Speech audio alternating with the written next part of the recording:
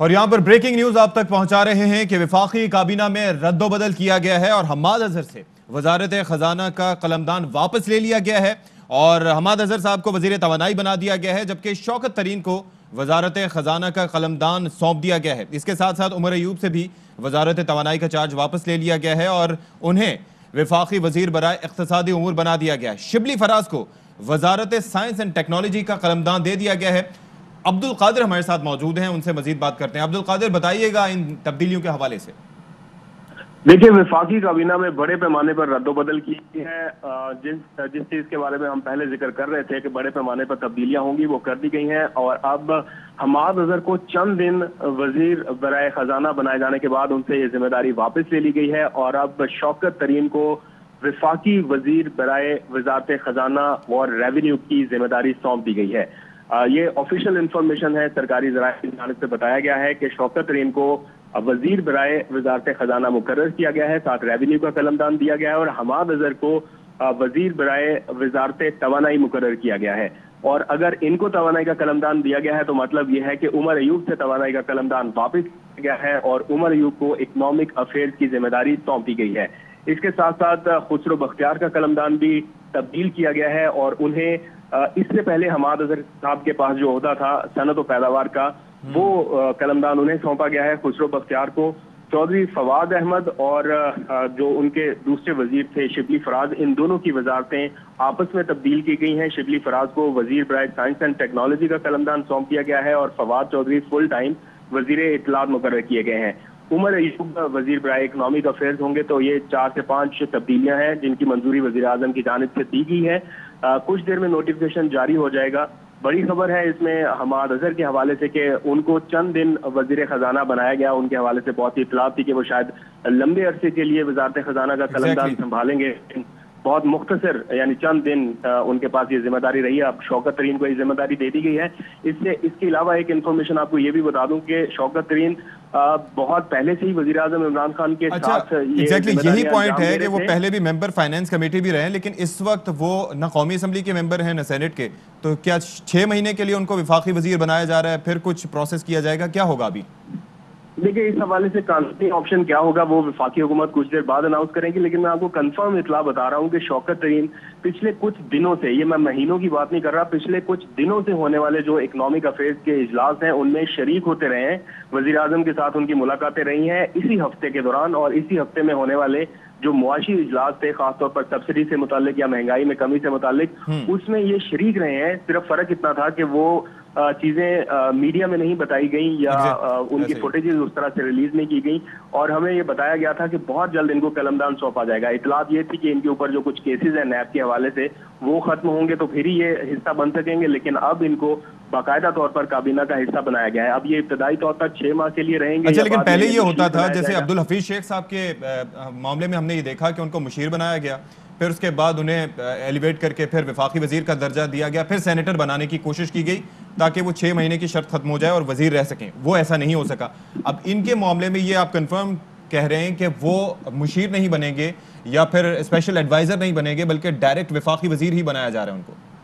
देखिए, इस बारे में जो कंफर्म मैं आपको लफ्ज लिख के जो लिखा हुआ हमारे पास है मैं आपको पढ़ के बता देता हूँ कि शौकत फयाज अहमद तरीन को वफाकी वजीर बराए वजारत खजाना और रेवेन्यू की जिम्मेदारी देने का फैसला किया गया। इसमें मुशीर का लफ्ज नहीं लिखा गया, इसमें मुआविन खसूसी का लफ्ज नहीं लिखा गया, वफाकी वजीर का लफ्ज लिखा गया। या तो वफाकी वजीर के बराबर फिर बाद में इन्हें ओहदा दिया जाएगा अगर कोई रुकावट हुई, लेकिन मेरा ख्याल है हुकूमत के पास कोई ना कोई ऐसा तरीका होगा जो इन्हें वफाकी वजीर बरकरार रखा जा सकेगा। उस हवाले से कानूनी ऑप्शन क्या होंगे वो वजीर आजम ने डिस्कस कर लिए होंगे। जाहिर बात है कि एग्जाम्पल उनकी मौजूद है हफीज शेख की सूरत में, तो वो लंबे अरसे के लिए उनको किस तरह से बनाया जाएगा इस बारे में वो मुशावरत उनकी अपनी होगी। लेकिन फिलहाल ना तो ये मुआविन खसूसी हैं ना ये मुशीर हैं, बल्कि इनको वजारत का कलमदान बतौर वफाकी वजीर दिया गया है और हम्माद अजहर से वापस ले लिया गया है। कुछ और भी तब्दीलियां की गई हैं, लेकिन सबसे अहम तब्दीली यही है।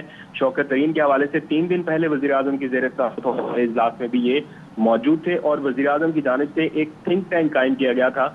मुआशी सूरत हाल को मॉनिटर करने के लिए। बैक एंड पे आपको टीवी स्क्रीन पर तो हफीज शेख नजर आते थे, लेकिन बैक एंड पे एक मुआशी थिंक टैंक भी काम कर रहा था और ये उस थिंक टैंक का हिस्सा थे। उस थिंक टैंक में और बहुत से मुआशी माहिरीन शामिल थे, जिनमें कुछ बैंकों के सरबराह, चेयरमैन भी शामिल थे। तो उनके साथ वज़ीर आज़म की बैक एंड पे मुलाकातें रहती थी। ये उस थिंक टैंक का हिस्सा थे और वहां से फीड करते थे और वज़ीर आज़म से मुसलसल मुलाकात की।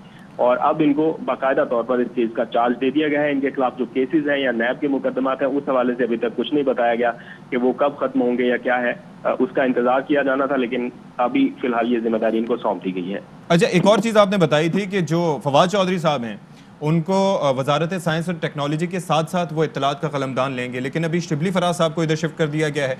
हालांकि पहले ये कहा जा रहा था कि पावर डिवीजन में उनका इंटरेस्ट है, तो ये दोबारा इस पर जी इसाक आप ठीक कह रहे हैं। माफ कीजिएगा, फवाद चौधरी साहब को एडिशनल जिम्मेदारी ही दी गई थी इत्तलात की, लेकिन इत्तलात का कलमदान इटसेल्फ एक बहुत बड़ी रिस्पॉन्सिबिलिटी है। एक फुल टाइम चार्ज अगर लेना है तो साथ में साइंस एंड टेक्नोलॉजी की वजारत वो नहीं संभाल सकते थे। तो गुज़िश्ता रोज मैंने ये खबर दी थी कि फवाद चौधरी ने वजारत साइंस एंड टेक्नोलॉजी का कलमदान छोड़ दिया है, उसको सरेंडर कर दिया था गुज़िश्ता शाम ही। ये खबर हम ब्रेक कर चुके हैं और उस दौरान हम ये भी बता चुके थे कि अब शिबली फराज को इनकी जगह वजीर बनाया जाएगा, क्योंकि हमारे पास इतलात ये थी कि इन दोनों की वजारतें आपस में स्वैप कर दी जाएंगी। तो वो स्वैप अब हो चुका है। अब शिबली फराज साहब को साइंस एंड टेक्नोलॉजी का कलमदान दिया गया। वहां पर क्या वंडर करते हैं, वजीर आजम इमरान खान की जानिब से गुज़िश्ता शाम शिबली फराज को टेलीफोनिक राब्ते के दौरान आगाह किया गया था इस फैसले से, और फवाद चौधरी से उनकी मुलाकात हुई थी 1-on-1, और इस मुलाकात में सारे मामला तय हुए थे और उनको ये कहा गया था कि आप फुल टाइम वजारत इत्तलात का कलम संभालेंगे। पहले इत्तलात ये भी थी कि 2 हिस्सों में तकसीम कर दिया जाएगा, उस मॉडल पर भी गौर किया गया, लेकिन अभी इत्तलात अलग, नशरियात अलग, हाँ जाहिर है ये डिस्कस हुआ था। अच्छा, अब जरा ये बताइएगा कि ये जो हमाद अजहर साहब से खजाना का कलमदान वापस लिया गया है, तो ऑब्वियसली लॉन्ग टर्म में बात हो रही थी, FATF के लिए जो उनकी कारकर्दगी थी, जो काविशें थी, उस पर बात की जा रही थी कि ही वॉज वेरी इंथुजियास्टिक, और उनकी जो कारकर्दगी देखते हुए उन्हें वजीर खजाना बनाया गया लॉन्ग टर्म के लिए। तो चंद दिन में तो कारकर्दगी नहीं जांची जा सकती, तो फिर क्या वजूहात नजर आती हैं, अंदर की खबरें क्या हैं? देखिए, इस बारे में तो अभी स्पेकुलेशंस हो सकती है, मैं वो आपको कंफर्म खबर नहीं बता सकता, क्योंकि मेरे लिए खुद ये एक सरप्राइजिंग चीज है। क्योंकि हमाद अजहर अगर इंडस्ट्रीज में बहुत अच्छा काम कर रहे थे, जिसकी वज़ीर आज़म बहुत ज्यादा एग्जाम्पल देते हैं कि हमाद अजहर बहुत स्टार परफॉर्मर रहे हैं इंडस्ट्री में, तो अगर अभी तब्दील करना था तो इनको उसी वजारत में वापस भेज दिया जाता, वापस इंडस्ट्रीज में। लेकिन इनको इंडस्ट्रीज में नहीं भेजा गया, इनको तवानाई में भेजा गया। और मैंने आज तक कभी ये सुना नहीं कि हमाद अजहर का तवानाई में बहुत ज्यादा इंटरेस्ट हो या इनका बहुत ज्यादा एक्सपीरियंस हो। हाँ, शिबली फराज का जरूर था, लेकिन ये एक सरप्राइजिंग किस्म की अनाउंसमेंट है कि चंद दिन के लिए वजीर बनाया गया। उन्होंने कितनी लंबी लंबी ब्रीफिंग्स भी ले ली, वजारत खजाना में जाके बहुत कुछ उन्होंने करने की मतलब शुरुआत कर दी थी एक तरह से। तो एकदम से उनको वापस हटा दिया गया और चंद दिन के वजीर बनाने के बाद अब शौकत तरीन को लेके आए हैं, तो ये शायद उनके लिए खुद के लिए भी सरप्राइजिंग हो। लेकिन वजीर आजम की जानिब से 2 दिन पहले जब उनसे हमारी गुफ्तगू तो उन्होंने बताया था कि 2 से 3 तब्दीलियां उन्होंने करनी है, बड़ी तब्दीलियां जो आइंदा 1-2 दिनों में कर दी जाएंगी। तो आज वो तब्दीलियां कर दी गई हैं। वजीर आजम इस वक्त सिंध के दौरे पर है, लेकिन यहाँ पर वफाकी दारुल हुकूमत में कुछ तब्दीलियों की मंजूरी उन्होंने दी है जाने से पहले, और अब उसकी बाकायदा अनाउंसमेंट कर दी गई है। ठीक है अब्दुल कादिर, आप हमारे साथ मौजूद रहिएगा। और अहम तब्दीलियां की गई हैं वफाकी काबीना में और रद्द-ओ-बदल किया गया है, और यह रद्द-ओ-बदल सरप्राइजिंग भी है। चौथा वजीर खजाना मुकर्रर किया गया है शौकत तरीन साहब को। शौकत तरीन साहब वही हैं जो कि पीपल्स पार्टी के दौर में 2009-2010 में वजीर खजाना रहे थे। नैब के केसेस चल रहे हैं और उस वक्त कॉन्फ्लिक्ट ऑफ इंटरेस्ट की वजह से उन्होंने अपना ओहदा छोड़ा था, और अब दोबारा उनको वजीर खजाना के ओहदे पर फाइज कर दिया गया है। और दूसरी एक और चीज़ बड़ी इंपॉर्टेंट ये है कि ये जनाब मेंबर फाइनेंस, रेवेन्यू और इकोनॉमिक अफेयर्स कमेटी भी रह चुके हैं, यानी कि इससे पहले इस ओहदे पर काम कर रहे थे। यानी कि अब्दुल हफीज शेख साहब बज़ाहिर वजीर खजाना थे, लेकिन उनके बैक एंड पे जो थिंक टैंक काम कर रहा था उसका एक कलीदी हिस्सा थे शौकत तरीन साहब, और उसके ऊपर काम कर रहे थे। लेकिन एक चीज़ बड़ी इंटरेस्टिंग है, इंटरेस्टिंग चीज़ ये है कि ना ये मेंबर्स कौमी असम्बली हैं ना ये सेनेटर हैं, तो इनको डायरेक्टली ये बनाया जा रहा है विफाकी वजीर, तो इसका मतलब है कि हुकूमत के पास जो मार्जिन होगा वो 6 महीने का होगा। 6 महीने के अंदर उनको सेनेटर बनाना होगा या फिर किसी असेंबली का रुकन बनाना होगा, वरना फिर इनकी जो है वो पोजीशन खतरे में होगी, बरकरार नहीं रह पाएंगे।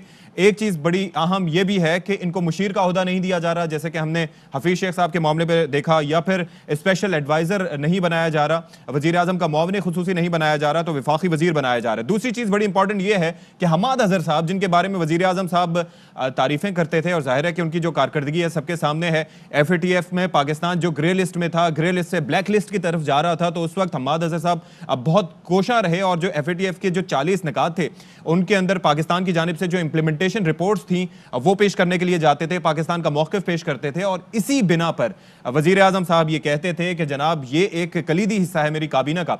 और जब वजीर खजाना बनाने का इनको फैसला किया गया अब्दुल हफीज शेख साहब को हटा के, हालांकि अब्दुल हफीज शेख साहब का मामला सबके सामने है कि उनको विफाकी वजीर बनाया गया, फिर उन्हें सेनेटर बनवाने की कोशिश की गई, वो भी इस्लामाबाद की नशिस्त पर, और जहां से हमने देखा कि हुकूमत को शिकस्त हुई। लेकिन हफीज शेख साहब को हटाकर जब हमाद अजहर को बनाने का फैसला किया गया वजीर खजाना, तो लग ये रहा था कि ये अब फैसला परमानेंट होगा और हुकूमत के तीसरे वजीर खजाना के तौर पर वो टर्म अपनी कंप्लीट करेंगे, जब हुकूमत की टर्म कंप्लीट होगी 5 साल की। लेकिन ऐसा ना हो सका।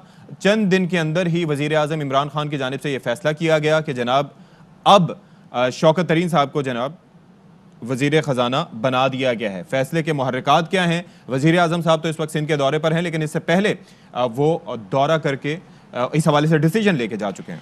वफाकी काबीना में रद्दोबदल सामने आया और हमाद अजहर से वजारत खजाना का कलमदान वापस लिया गया है और पाकिस्तान तहरीक इंसाफ चौथा वजीर खजाना ले आई है। शौकत तरीन को वजारत खजाना का कलमदान सौंप दिया गया है और हमाद अजहर को वजीर तवानाई बना दिया गया है, जबकि उमर अयूब से भी वजारत तवानाई का चार्ज वापस लिया गया है और उमर अयूब को वफाकी वजीर इक्तसादी उमूर बना दिया गया है। शिबली फराज को वजारत साइंस एंड टेक्नोलॉजी का कलमदान दे दिया गया है।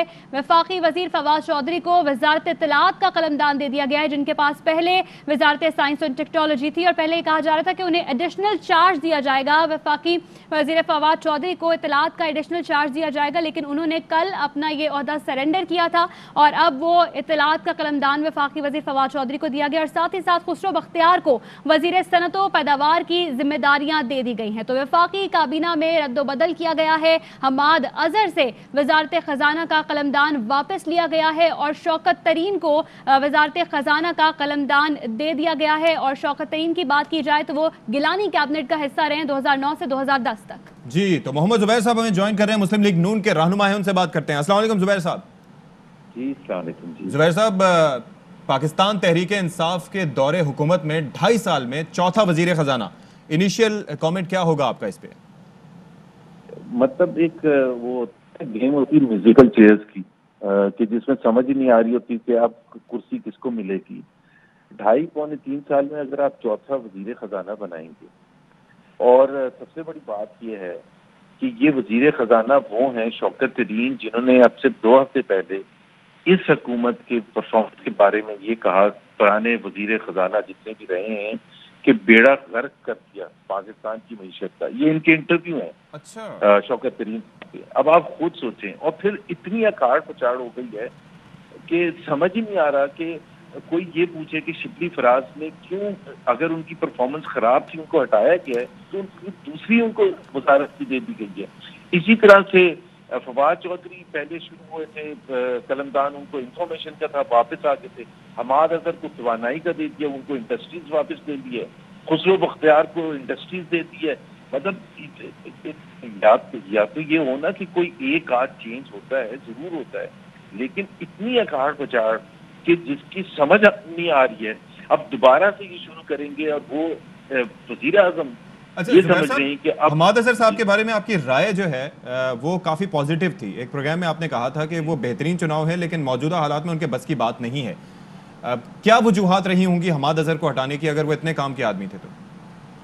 देखिए, एक तो सबसे बड़ी बात ये थी कि हुकूमत के लिए जब भी कोई बड़ी चेंज होती है तो उसकी अनाउंसमेंट और उसकी जो कम्युनिकेशन होती है वो बहुत इंपॉर्टेंट होनी चाहिए।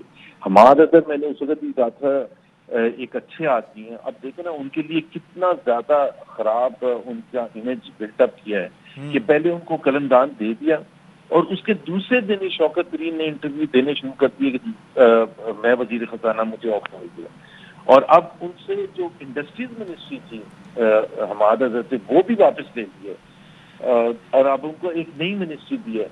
तो मैं भी ये बिल्कुल मैं ये अपनी कहता हूँ कि पीटीआई से अगर कुछ चॉइस की जाती पीटीआई से तो हमाद अजहर जो करनी चाहिए पार्लियामेंट्री डेमोक्रेटिक सिस्टम में, आपको जो की मिनिस्ट्रीज हैं वो होनी अपनी पार्टी के लोगों को होना चाहिए, बिकॉज उन्होंने ही प्लान बनाए, उन्होंने ही विजन दिया, उन्होंने ही अवाम के पास जाना है। शौकत तरीन ने तो नहीं अवाम के पास जाना ना। इसी तरह से हफीज शेख तो जो कर करा के वो चले गए वापस, तो ना उन्होंने जवाबदेही करनी होती है ना पार्लियामेंट को, ना अवाम को, ना मीडिया को। इसी तरह से शौकत तरीन का होगा। सो मेरा ख्याल है ये बड़ी ज्यादती है कि आप को हुकूमत मिले और आप हुकूमत में इतने, और ये सिर्फ ये वजीर खजाना चौथा नहीं चेंज हुआ। अगर आप देखिए सेक्रेटरी खजाना जो है वो 4 चेंज हो चुके हैं, बोर्ड ऑफ इन्वेस्टमेंट के 4 चेंज हो चुके हैं, एफबीआर के 5 चेंज हो चुके हैं। पूरी टीम होती है ना खजाना को रन करने के लिए। तो बड़ा डिसअपॉइंटिंग है। मेरा भी ख्याल है कि इस जो अनाउंसमेंट्स अभी हुई हैं इससे कोई अच्छा असर पड़ेगा। और ये मेरा ख्याल है वज़ीर आज़म ये मैसेज देने की कोशिश कर रहे हैं कि पहले जो उनकी टीम थी या परफॉर्मेंस थी उसको भूल जाएं, ये जो वो टीम उतार रही है अब उनको इस पर परख आ जाए ये कैसे परफॉर्म। ठीक है, मोहम्मद जुबैर साहब हमारे साथ मौजूद थे, बहुत शुक्रिया, आपका कमेंट आ गया। काशिफ अब्बासी एंकर पर्सन है हमारे साथ मौजूद थे। काशिफ, वफाकी काबीना में रद्दो बदल हुआ है और हम्माद अजहर से वजारत खजाना का कलमदान वापस ले लिया गया है, जबकि शौकत तरीन को वजारत खजाना का कलमदान सौंप दिया गया है और साथ ही साथ शिबली फराज को वजारत साइंस और टेक्नोलॉजी का कलमदान दिया गया है, जबकि वफाकी वजीर फवाद चौधरी को इत्तलात का कलमदान दे दिया गया है। तो ये जो रद्दो बदल हुआ है बड़े तवातर के साथ तब्दीलियां हुई हैं।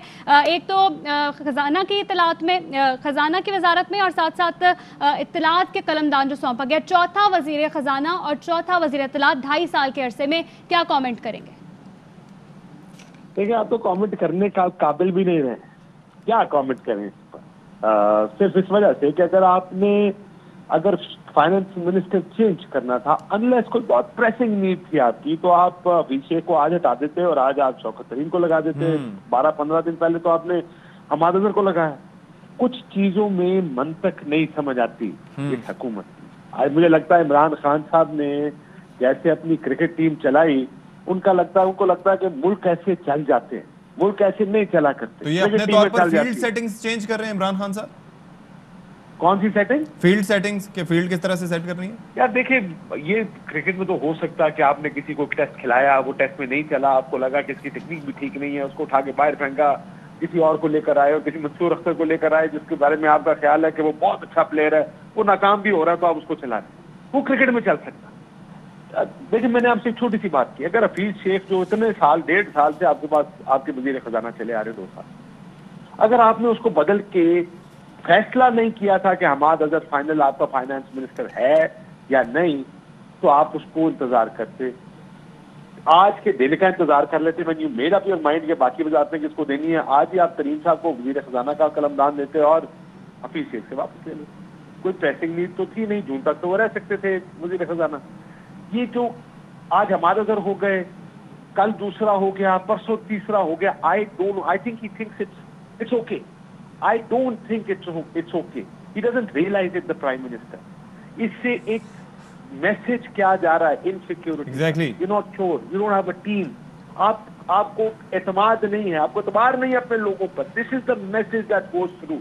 देखिए, बिजनेसमैन जो काम करता है या जो स्टॉक मार्केट चलती है ना, वो इस एतबार पे चलती है कि स्टेबिलिटी होगी। आप बार बार मैसेज देते हैं स्टेबिलिटी का कोई पता नहीं भाई, मैं कल कुछ भी कर सकता हूँ। That message should not come from a prime minister. He has to realize it. The prime minister needs to realize it. अभी उमर यूब साहब से चार्ज ले लिया उन्होंने तवानाई का। I don't know, मुझे तो अभी तक ये समझ नहीं आ रही कि who's a good तवानाई का आपका अच्छा वजीर कौन? Was he a good minister or bad minister? हमें तो ये भी पता नहीं। क्यों निकाल रहे हैं हमें तो ये भी पता नहीं। तो either there should be a charge sheet. अगर आप उनको लगा रहे हैं इस वजह से हटा रहे हैं, his performance wasn't good, trust me, he will not be good at the other ministry also. Nobody will be. और अगर इसलिए कर रहे हैं कि बस बहुत हो गया कि 2 साल से ज्यादा किसी को बैठना नहीं चाहिए, these are very technical ministries जिसको अब बिजली की समझ आई होगी, और जिसको ये सबसे बड़ा मसला पाकिस्तान का फाइनेंस तो है, लेकिन जो सर्कुलर डेट आपने बिजली का खड़ा किया है, ये हमारा सबसे बड़ा मसला है। एनीवन यू टॉक टू, एक चीज सुनने को मिलती है, दिस इज द क्राइसिस। असल क्राइसिस पावर सेक्टर में आप, ये जो हम साल का 200, 300, 400 अरब का सर्कुलर डेट क्रिएट कर रहे हैं, क्योंकि ये आपको वापस करना है। 2.25 ट्रिलियन हो चुका है। वॉज ही गुड मिनिस्टर और bad minister? If he was a bad minister, वो इतने अच्छे रहे, हमको अगली वजारत दे दी गई। If he was a good minister, why is he leaving? ये सवालों के जवाब भी नहीं है हमारे पास। देखिए, कभी भी म्यूजिकल चेयर्स का नाम नहीं होता cabinet. Cabinet is a big responsibility. ठीक, म्यूजिकल चेयर्स नहीं है, आज इधर बिठा दिया, कल उधर बिठा दिया, यार आज ये कर ले जरा। वो जो हम अपने बच्चों के साथ करते हैं, वो मेरा 6 साल का बेटा, मैं उसके साथ ही करता हूँ। आज उसको अंग्रेजी पढ़ा दी, चलिए कल दिल कर रहा तो मैथ्स पढ़ा देते। यार this is the country you talking about. इसमें ऐसे नहीं होना चाहिए, ऐसा नहीं होना चाहिए, मगर ऐसा हो रहा है। बहुत शुक्रिया आपका काशिफ अब्बासी साहब, आप हमारे साथ मौजूद रहे।